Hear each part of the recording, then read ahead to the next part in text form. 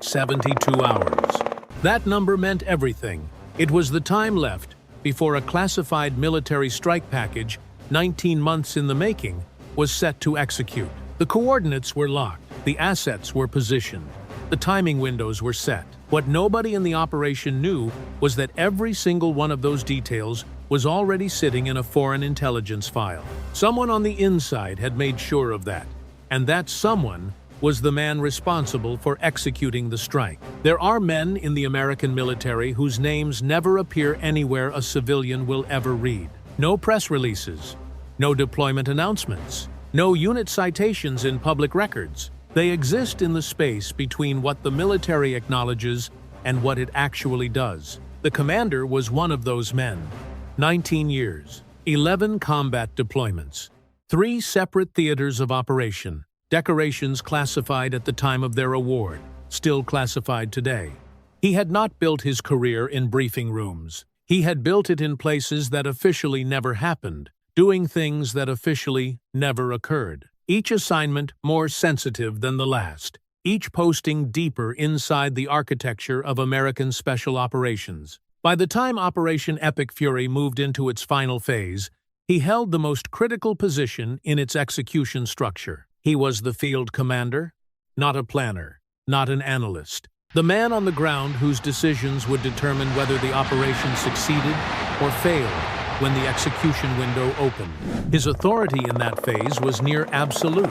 He knew the strike coordinates, the timing windows, the asset positions, the ingress routes, the abort criteria. Every contingency the planners had modeled across 19 months of preparation. He knew everything that would make Epic Fury work. He had transmitted most of it to Iranian intelligence. The FBI would not discover this until 72 hours before the execution window opened. What they found when they looked and how they found it had nothing to do with the commander at all.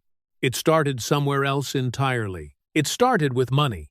Iran does not recruit the way most people imagine recruitment works. There is no approach in a parking garage, no envelope slid across a table, no dramatic moment of confrontation. The IRGC's External Operations Unit, the organization responsible for running intelligence assets inside adversary nations, operates on a timeline most Western agencies find difficult to counter.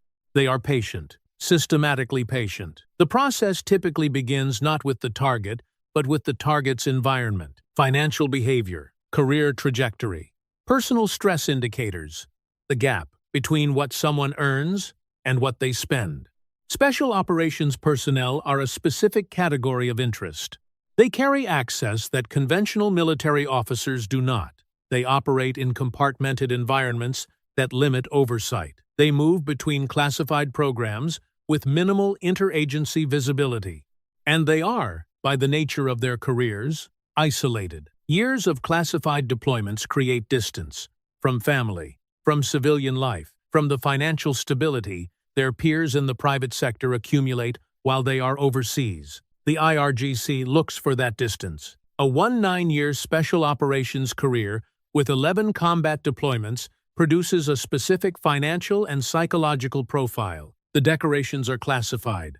The work cannot be discussed. The strain does not show up anywhere a benefits counselor or financial advisor would see it. It shows up in transaction patterns, late payments, restructured debt, a lifestyle that does not align with a military salary, small decisions that accumulate into a pattern only visible if someone is specifically looking. The IRGC was looking. The financial infrastructure used to move money to recruited assets is not improvised. It is purpose-built, layered holding companies across multiple jurisdictions, real estate firms with legitimate commercial footprints used as intermediary nodes, wire transfer patterns designed to dissolve into normal commercial activity. Liechtenstein, Beirut, Delaware. Those 3 locations would become the thread that unraveled everything. But before the thread was pulled, the relationship had already been running for what investigators would later assess as longer than 14 months. How much longer could not be established from financial records alone?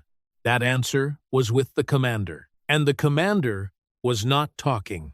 The flag that opened everything was not marked urgent. It was one of dozens generated monthly by the FBI's National Security Financial Crimes Unit as part of a standing counterintelligence sweep.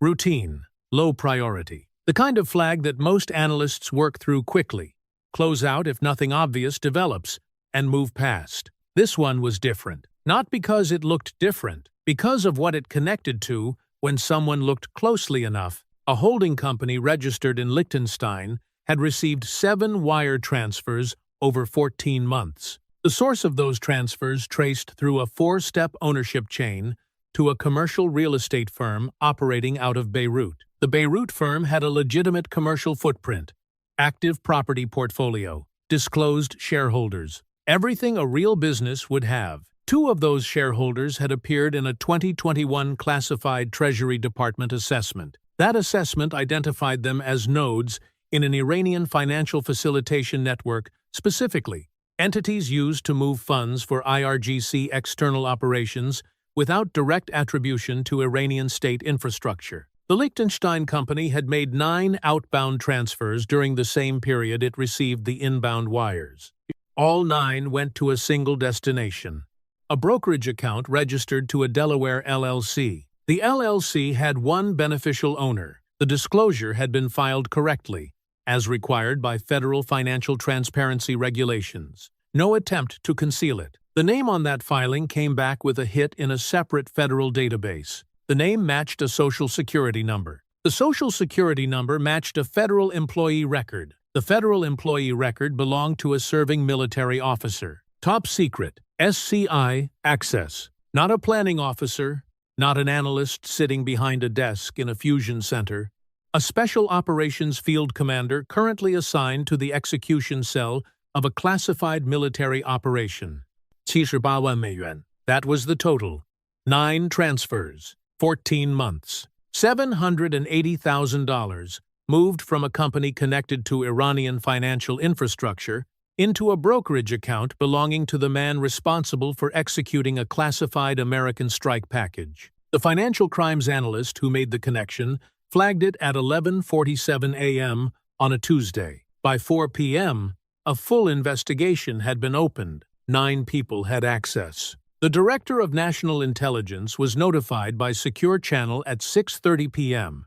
Epic Fury's execution window opened in 78 hours. The ownership trace that broke the case was 4 steps long. That matters because of what most analysts do at Step 2. Step 2, in a routine ownership trace, typically produces one of 2 results. Either the trail resolves into a legitimate explanation, a holding company owned by a fund, owned by a corporation with clean public filings, or it produces a flag significant enough to escalate immediately. Most trails resolve clean. Most analysts, working a full queue of low-priority flags, stop at 2 steps when the result looks clean enough to close. This trail looked clean at Step 2. The Liechtenstein holding company traced at Step 2 to a parent entity registered in a jurisdiction with standard commercial activity. Nothing that demanded further investigation. Nothing that broke pattern.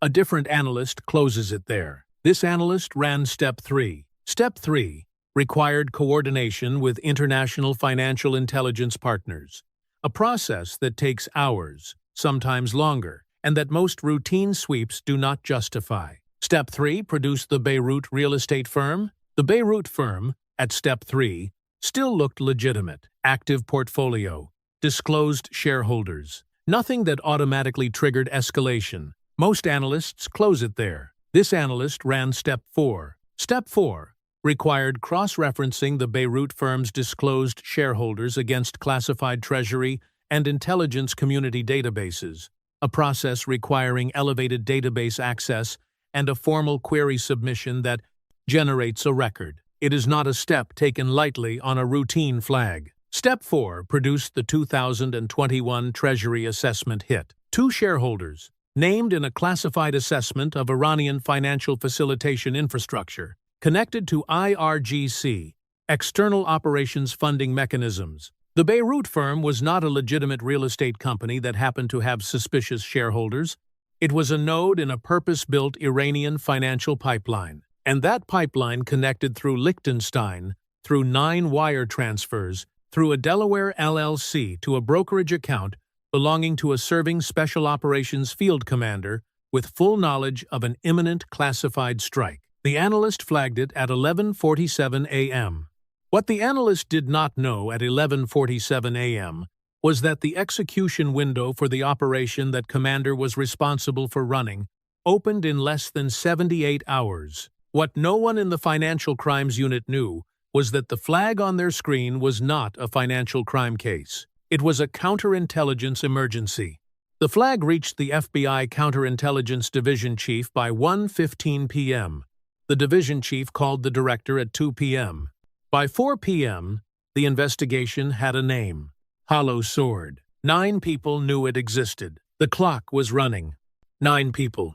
That was the access list when Hollow Sword opened. Not 9 agencies, not 9 divisions. 9 individuals read into the investigation under emergency compartmentation protocols, each carrying a specific role in what the next 72 hours required. The financial case was already strong. $780,000 across 9 transfers from a company traceable to Iranian financial infrastructure. A beneficial ownership disclosure that connected directly to a serving officer with access to one of the most sensitive military operations currently in execution planning. Strong enough for an arrest warrant in normal circumstances. These were not normal circumstances. Before any arrest could be authorized, Hollow Sword needed to answer one question that the financial evidence alone could not. Had the commander already transmitted classified operational information? If he had not, if the financial relationship existed but had not yet produced an intelligence compromise, Epic Fury might still be intact. If he had transmitted, the investigation needed to know exactly what Iran had received before any arrest was made. An arrest without that knowledge would close the commander's access, but leave the operational damage unquantified. NSA technical assets were redirected within 4 hours of the investigation opening. Every signal associated with the commander's known devices, his operational environment, the communication infrastructure of the Iranian intelligence entities connected to the Liechtenstein company, all of it under surveillance simultaneously. The legal authorization came through an emergency FISA provision, a mechanism that permits abbreviated judicial review when the intelligence threat involves imminent harm to national security operations. Abbreviated review, not no review. The monitoring was authorized. The assets were redirected. The clock continued. What the NSA team found in the first 14 hours answered the question Hollow Sword had been built to ask. On the morning of Day 2, Iranian signals activity, monitored through a separate compartmented NSA program, showed a significant spike in encrypted traffic. The traffic moved between the IRGC Intelligence Directorate and its regional operational commands. It was not fully decryptable, but its volume, its timing, and the distribution pattern to operational units were consistent with one thing: the dissemination of high-value intelligence product. Someone had given Iran something significant. The timing of that Iranian signals spike coincided exactly with a communications event on the commander's personal device. 2 minutes. That was how long the event lasted. 22 minutes that would become the center of the entire investigation. What happened in those 22 minutes and what was transmitted changed everything. The device was a personal phone, not his classified work terminal, not any device issued or monitored by the military command structure he operated within. A personal device, used for personal communication, invisible to the standard security protocols applied to personnel operating within classified programs. That invisibility was not an accident. The NSA team that redirected assets to the commander's environment on Day 1 of Hollow Sword identified the device within hours. What they found on it was not standard encrypted messaging. The platform the commander used had been modified. Beneath its visible encryption layer was a secondary obfuscation architecture, a layer added to the platform's base code that the NSA team assessed as consistent with communication security tools developed for and used by IRGC, external operation personnel. This was not something a private individual builds. This was purpose-built infrastructure, provided, installed, maintained by the same organization that had built the Liechtenstein Beirut financial pipeline that had been moving $780,000 into his brokerage account. The relationship had not been casual. It had been operational from the beginning. At some point, in the 24 hours before his arrest, the commander opened that platform. The session lasted 22 minutes. During those 22 minutes, a compressed data file was transmitted from the device. Forensic analysis after the arrest recovered fragments of that file. Full decryption of the secondary obfuscation layer resisted immediate technical exploitation. But the recovered fragments contained structured information, coordinate formats, time notations, asset identifier codes, whose architecture matched the classification schema used in Epic Fury's operational documentation. He had transmitted the strike coordinates. He had transmitted the timing windows.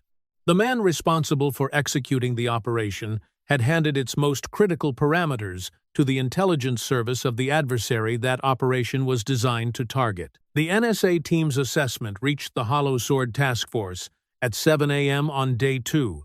The question was no longer whether a compromise had occurred. The question was what Iran would do with what it now had. Iranian defensive assets, air defense systems, hardened facility protocols, personnel dispersal procedures could be repositioned or activated in direct response to the coordinates and windows the commander had transmitted. If the operation launched on its original parameters against a prepared adversary, the results would not resemble anything the 19 months of planning had modeled. The arrest was authorized at 8:45 a.m. Epic Fury's execution window opened in 56 hours. And somewhere on the other side of the intelligence divide, Iran was reading a file it was never supposed to see. Arresting a special operations field commander in the final 48 hours before a major classified military operation is not a standard procedure. There is no manual for it. The commander was not at a civilian address.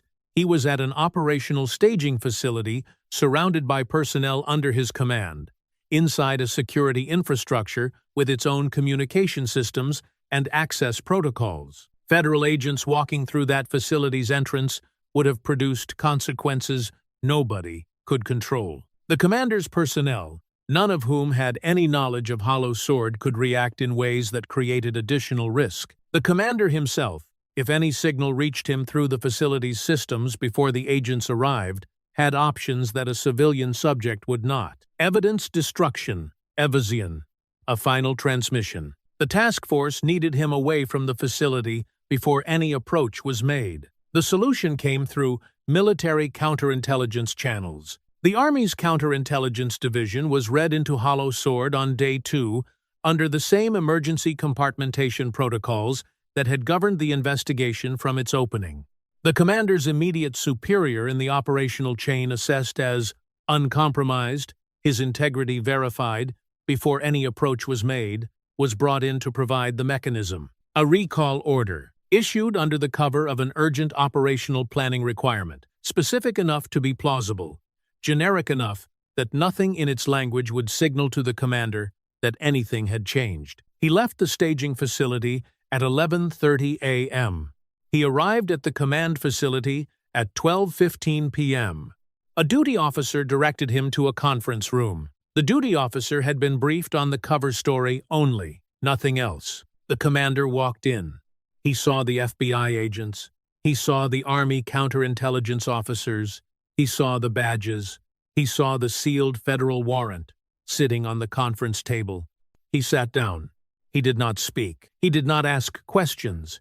He did not look surprised. He sat down the way a man sits when he has known for some time that a room like this existed somewhere in his future and decided in advance how he would meet it. He was informed of the charges and his rights. He invoked his right to counsel. No words, just the invocation. Federal custody within 90 minutes of entering the room. Both devices seized at the command facility, the classified work terminal, and the personal phone with the modified encryption platform.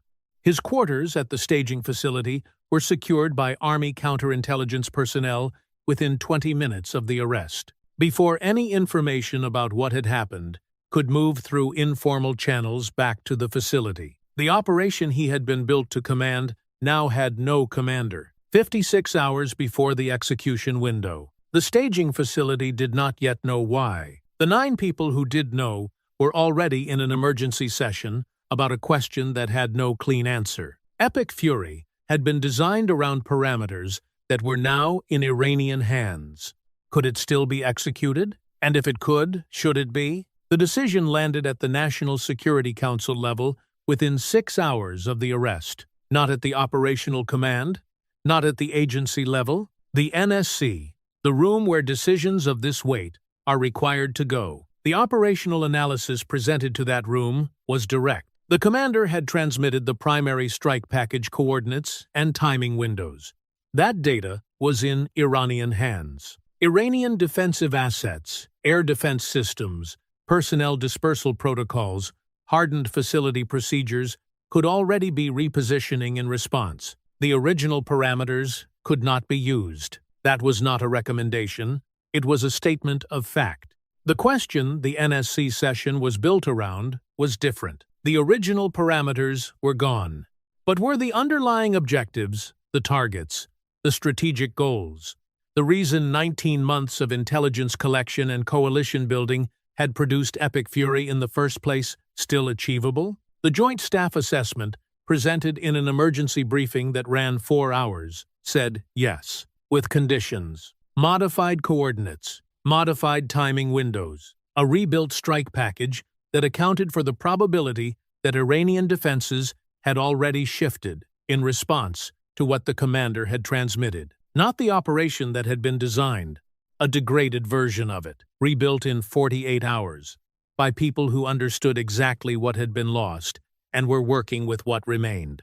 The risk profile of the modified operation was higher. Some target categories would see reduced effectiveness. The defensive repositioning Iran may have already initiated meant certain elements of the original strike design no longer carried the same probability of success. The NSC authorized the modified operation. The execution window would open on the original schedule. What happened inside that window is classified. What is acknowledged is that the operation occurred, that its results fell short of the original assessment in specific categories, that it exceeded the original assessment in others. Whether Epic Fury ultimately achieved its strategic objectives, accounting for the compromise that degraded its original design, remains an ongoing classified assessment. But something else happened in those 48 hours that the record does not fully capture. The people who rebuilt the operation knew what the modified parameters meant for the personnel executing them. Higher risk, less predictability. A strike environment where the adversary had received advance intelligence on the original approach and had time to respond. They rebuilt it anyway. Because the alternative, standing down entirely, absorbing the full cost of a 19-month operation, abandoned in its final 48 hours, was assessed as producing worse outcomes than a degraded execution. That calculation was made by people operating on no sleep, with a 4-8-hour deadline, carrying knowledge that could not leave the room. The execution window opened on schedule, and the full cost of what the commander had transmitted was about to become permanent. The damage assessment for Hollow Sword took 12 weeks. 6 intelligence and military counterintelligence agencies participated. The scope of what they were measuring was not limited to Epic Fury. That was the part of the assessment that took the longest to process. The commander's position in the special operations structure had given him, across 19 years of increasing seniority, access to operational frameworks, source networks, and force capability assessments that extended far beyond any single operation. Epic Fury was the most immediate damage. It was not the only damage. The assessment team worked backward through his access history. Every program he had touched, every compartment he had been read into, every operational framework he had held knowledge of across nearly 2 decades in the most sensitive spaces of American special operations. What they found in the pre-Epic Fury period was the most troubling element of the assessment's conclusions. The Liechtenstein financial trail covered 14 months. The assessment found evidence suggesting the relationship had begun earlier. How much earlier could not be established from financial records alone. The commander's cooperation in post-arrest interviews was described by the assessment team in one word: selective. He confirmed the financial relationship. He confirmed the most recent transmission. He declined to discuss the full history of the relationship or the complete scope of what he had transmitted over time. It was not the cooperation of a man overwhelmed by the evidence against him. It was the cooperation of someone who understood the legal architecture of the case, had calculated precisely how much disclosure was necessary to avoid the most severe additional charges, and was withholding the rest, managing his exposure, operationally, to the end. The assessment's conclusion on the scope of the long-term damage was stated as a range. The lower bound represented what could be established from documented evidence. The upper bound represented what was plausible given his access history and the assessed but not confirmed duration of the relationship. Both ends of that range are classified. What is not classified is the assessment's finding on operational impact. The effect on current and near-future special operations capability in the regional theater was assessed as significant, requiring specific mitigations. The nature of those mitigations is not publicly described. Federal charges were filed 28 days after the arrest. Espionage, under 18 U.S.C., Section 794. Conspiracy to commit espionage, aiding the enemy under the Uniform Code of Military Justice, a charge whose capital sentencing provision made it the most serious element of the charging document. Bribery of a public official. The aiding the enemy charge was deliberate. Transmitting strike coordinates and timing windows to an adversary power in the final hours before a military operations execution was not just espionage in the government's assessment, it was direct assistance to a force operating against American military personnel. The charge carries a maximum sentence of death. His attorneys filed motions. The jurisdictional tension between the UCMJ charge and the civilian espionage statutes generated legal arguments that would take months to resolve. He provided no further cooperation. The classified record was still being written, and one question, the most important question, had never been answered. The numbers tell the story the way nothing else can. 19 years. A career built in the most sensitive spaces of American special operations. 11 combat deployments. 3 theaters. Decorations that remain classified today. $780,000. Total payments received through the Liechtenstein financial infrastructure over 14 documented months. 14 months. The confirmed duration of the financial relationship, assessed as longer, by how much unknown. 22 minutes. The transmission event on a personal device the night before his arrest. Wire transfers from the Liechtenstein company to the Delaware LLC. Steps in the ownership trace that a financial crimes analyst ran on a routine flag when the protocol required only 2. Analyst. 1 flag. 1 extra step. 72 hours. The time remaining before Epic Fury's execution window when the arrest was made. The operation proceeded because of that step, not the operation that had been designed, a rebuilt version of it, executed at higher risk, against an adversary that had been handed its original parameters. The full cost of what the commander transmitted across 22 minutes on a personal device in the final hours before an operation he was supposed to lead belongs to the classified record. It will not be publicly resolved. What the damage assessment established at its upper bound. What operations were compromised before Epic Fury? What source networks were exposed? What force capabilities are now known to an adversary that paid $780,000 for the access to learn them? That number, the real number, the one that encompasses everything, is classified, but it exists somewhere in a document that no civilian will ever read. The analyst who ran the 4th step was never publicly identified. The flag they raised on a Tuesday morning saved an operation. It contained a compromise. It produced an arrest. What it could not do, what no single act of counterintelligence tradecraft can do, is answer the question the damage assessment left open. The commander's selective cooperation produced a range, a lower bound and an upper bound. The lower bound is what was proven. The upper bound is what is possible. And somewhere between those two numbers is the answer to how long this was actually running, what was actually transmitted, and whether the $780,000 was the only payment infrastructure they ever found.